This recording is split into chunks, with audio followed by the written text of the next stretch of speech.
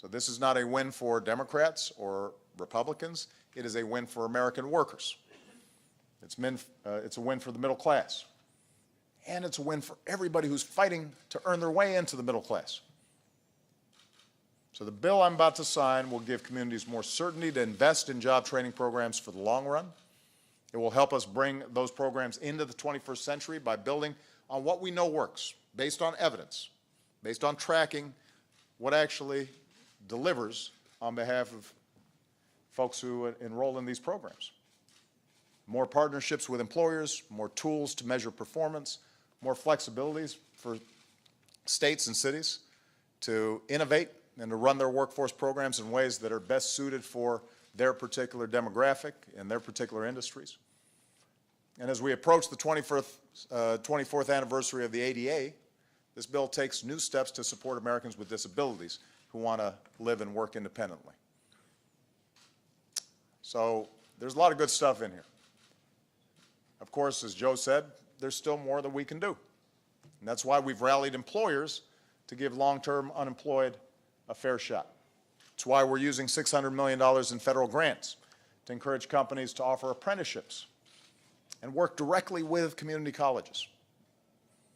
It's why in my State of the Union address this year, I asked Joe to lead an across-the-board review of America's training programs to make sure that they have one mission: train Americans with the skills employers actually need, then match them to good jobs that need to be filled right now. So today I'm directing my cabinet, even as we're signing the bill, to implement some of Joe's recommendations. First, we're going to use the funds and programs we already have in a smarter way. Federal agencies will award grants that move away from what our Secretary of Labor, Tom Perez, who's been working very hard on this, what he calls a train and pray approach. And I'll bet a lot of you who've dealt with folks who are unemployed know what that means. They enroll, they get trained for something, they're not even sure whether the job's out there, and if the job isn't out there, all they're doing is saddling themselves with debt, oftentimes putting themselves in a worse position. What we want to do is make sure where you train your workers first based on what employers are telling you they're hiring for. Help business design the training programs so that we're creating a pipeline into jobs that are actually out there. Number two, training programs that use federal money will be required to make public how many of its graduates find jobs and how much they earn. And that means workers, as they're shopping around for what's available, they'll know in advance if they can expect a good return on their investment. Every job seeker should have all the tools they need to take their career into their own hands. And we're going to help make sure they can do that. And finally, we're going to keep investing in new strategies and innovations that help keep pace with a rapidly changing economy.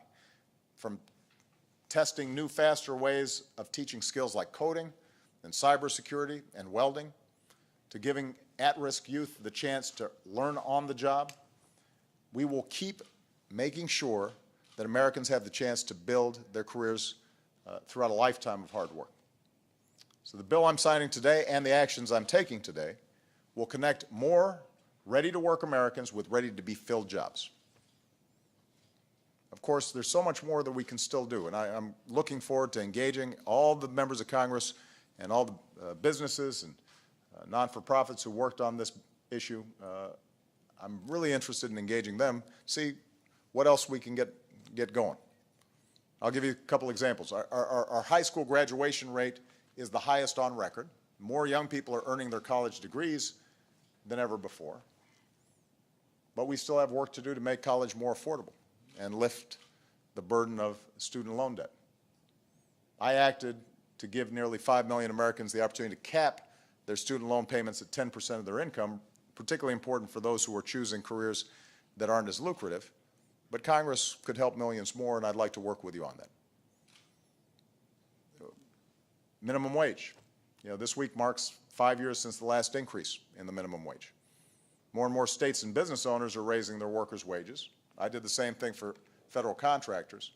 I'd like to work with Congress to see if we can do the same for about 28 million Americans. Give Americans a raise right now. fair pay. Let's make sure the next generation of women are getting a fair deal. Let's make sure the next generation of good manufacturing jobs are made in America. Let's make it easier, not harder, for companies to bring those jobs back home. Tomorrow, senators will get to vote on the Bring Jobs Home Act.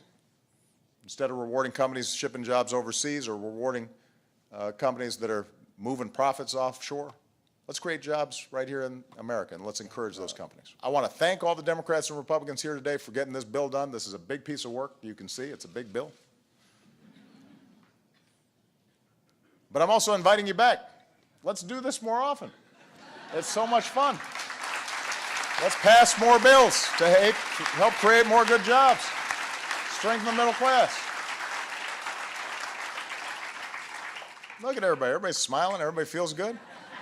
We could be doing this all the time. Our work can make a real difference in the lives of real Americans. That's why we're here. We'll have more job satisfaction. The American people, our customers, they'll feel better about the product we produce. And that's possible. That's what America's supposed to be about. That's what I'm fighting for every single day as president. This bill will help move us along that path. We need to do it more. Let's get together, work together, restore opportunity for every single American. So with that, I'd like to invite up some of the outstanding folks who are sitting in the audience who helped make this happen. And I'm going to sign this bill with all those pens. All right? Thank you very much, everybody.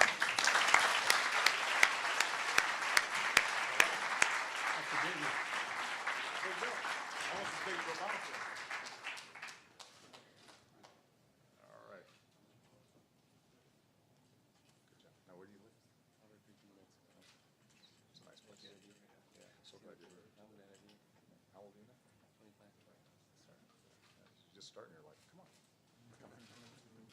Go right next to me. Hey, Joe.